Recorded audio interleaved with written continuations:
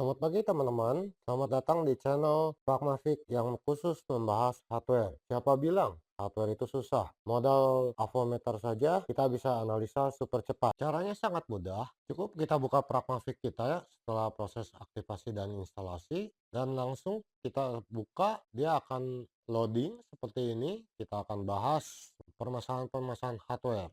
Kali ini kita akan bahas skematik Xiaomi Black Shark 1. Oke, setelah terbuka, kita zoom dulu.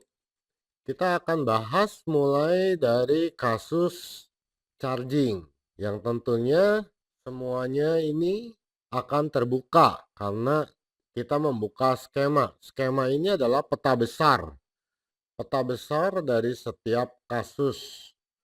Kita bisa mulai dari konektor baterai. Cukup kita double klik, dia akan muncul seperti ini. Di sini ada beberapa rambu-rambu yang mesti diperhatikan. Contoh seperti ini. Di sini, ini jalur yang tidak terhubung.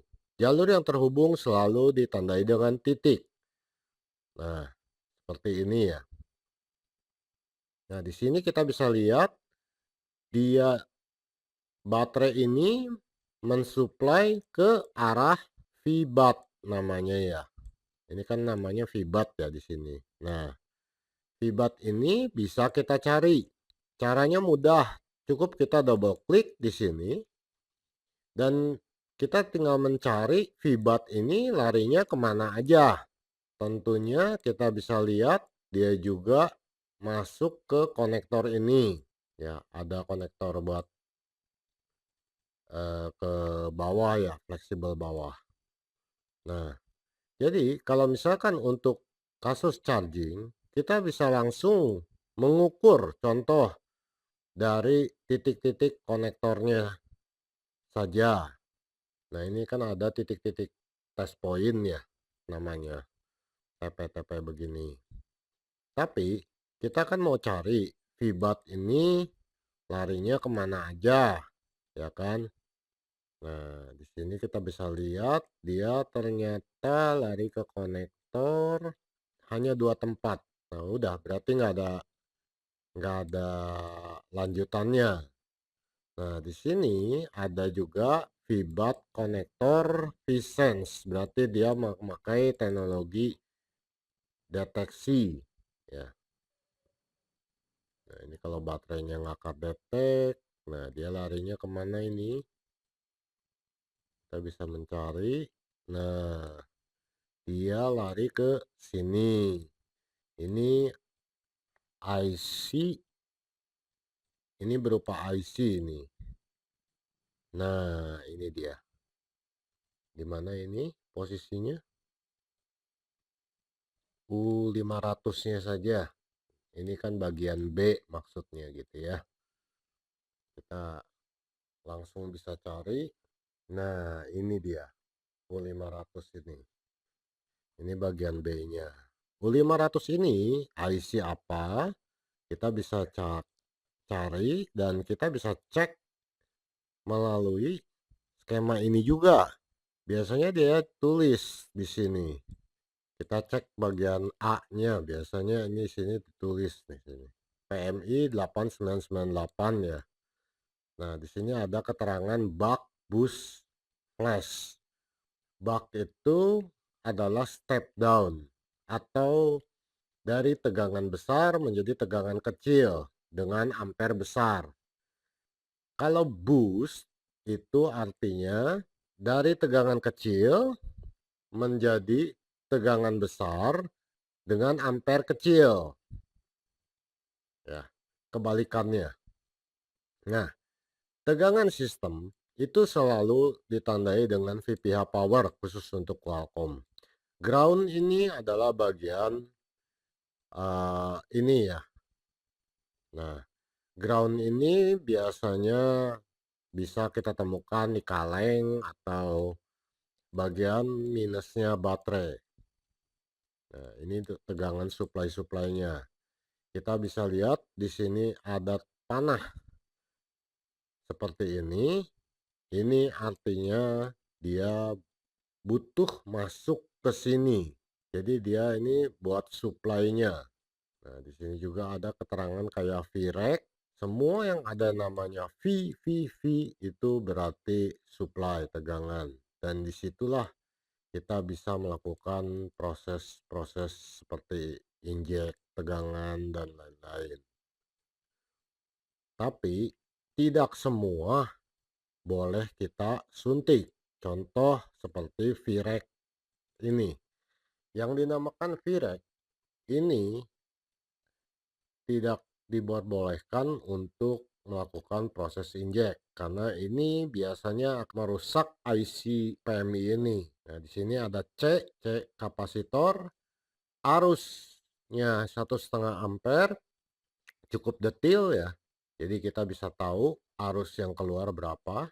Nah, seperti ini. Kita cek lagi yang ini bagian E-nya ya. Ini untuk lampu. Ya, untuk lampu display terutama di sini dikontrol oleh PMI juga. Nah, ini ada tegangan 1,8-nya juga. Kita harus tahu rambu-rambu ini arusnya kemana, tujuannya kemana, dan lain sebagainya. Nah, itu dasar utamanya. Di samping itu, di sini kita bisa mengetahui seluruh nilai-nilainya. Contoh seperti C707 ini, dia harus pakai versi yang 10 volt. Nah, induktor ini biasanya ada keterangannya. Kayak diode ini, dia juga ada keterangannya biasanya. Namun di sini kebetulan tidak disebutkan. Diode di sini dia sebutkan diode Schottky. Nah, ini artinya diode ini terjadi proses boost atau step up karena Schottky ini biasanya dipergunakan untuk step up atau boost. Nah, ini sekedar untuk bagian chargingnya. Nah, kita bisa lanjut lagi, misalkan kita mau handle bagian kamera misalkan. Nah, kamera ini menggunakan J3500. Nah, dari kamera ini kita bisa tahu arusnya larinya kemana aja. Contoh untuk tegangan 2,8 volt ini. Kita bisa lihat dia lari. Nah, dia lari ke IC ini ya. Nah, IC ini namanya IC LDO. Dia punya kode seperti ini. Dan ini biasanya di step down kan. Dari VREC Bob biasanya 4 volt. Dia step down menjadi 2,8 volt. Di sini juga ada.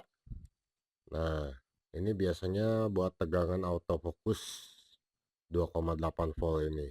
Dan ini udah ditentukan kameranya. Ini untuk kamera 20 megapikselnya.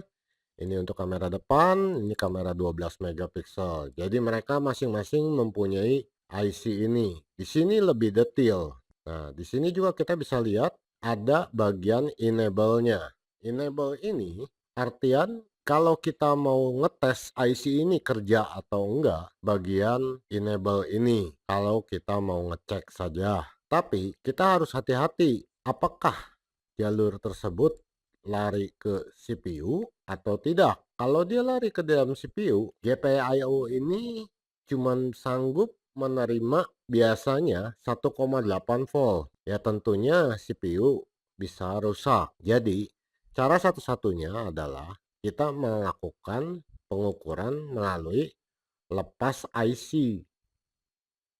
Kalau kita mau coba ngetes. Atau kita suntik 1,8 volt di jalur ini. Boleh, itu juga.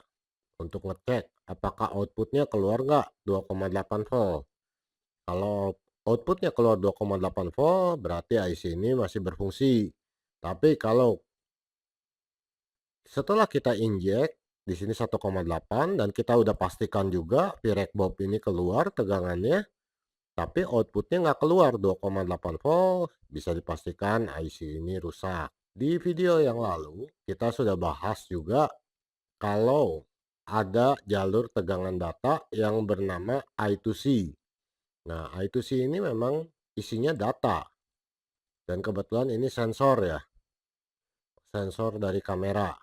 Nah, sensor kamera ini, nah ini ya jalurnya, dia harus berisi data seperti ini. Kalau datanya tidak sesuai, ya tentunya sensornya nggak jalan. Seperti itu. Oke, kita coba lagi untuk kasus audio misalkan ya. Jalur audionya lewat konektor bawah. Biasanya dia menggunakan jalur ini. Nah, kita coba cek dia ada jalur audionya. Nah, kan di sini terlihat ya ada jalur mic, ada jalur handsfree-nya dan jalur USB-nya. Nah, di sini juga terlihat ada bagian audio switch-nya.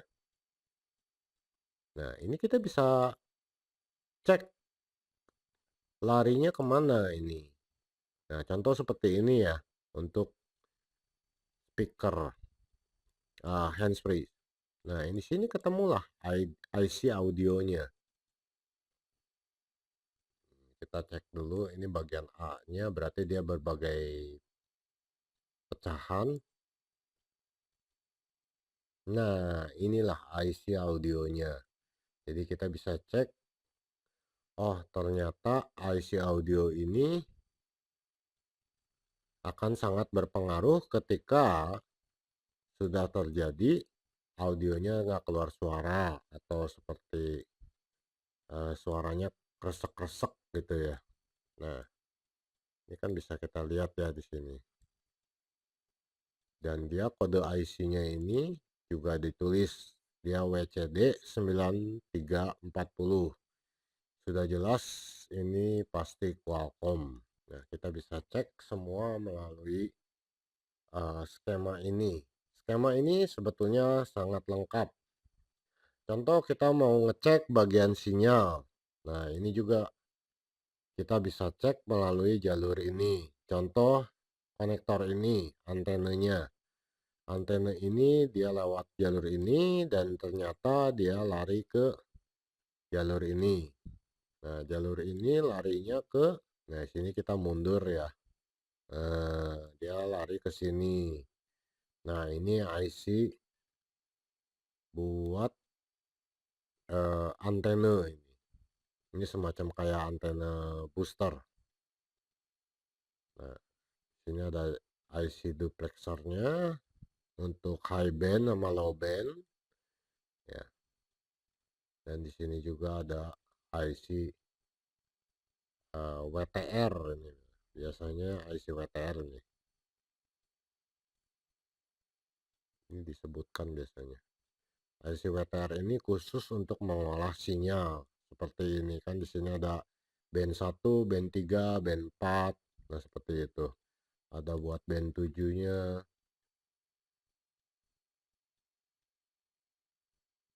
Nah, di sini juga ada yang buat wifi-nya juga ya.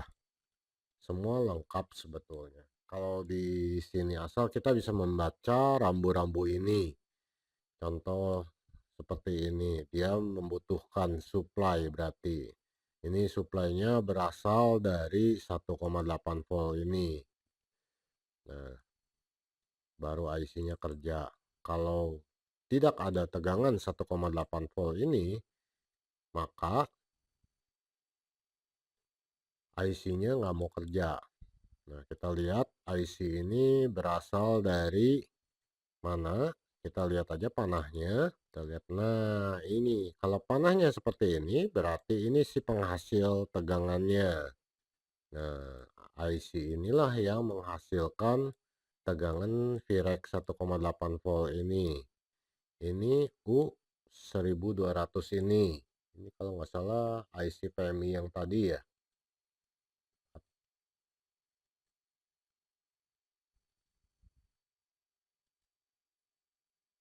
Ya, seperti ini.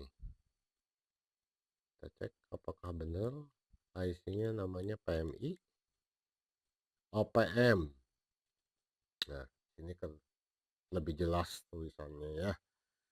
Mungkin ini terlalu besar, kita bisa perkecil. Nah, PM ya. Nah, ini power manager, power manajemennya. Jadi harap perhatikan perbedaan antara PM 8998 dengan PMI 8998. Oke, sekian dari saya, sampai ketemu di video berikutnya.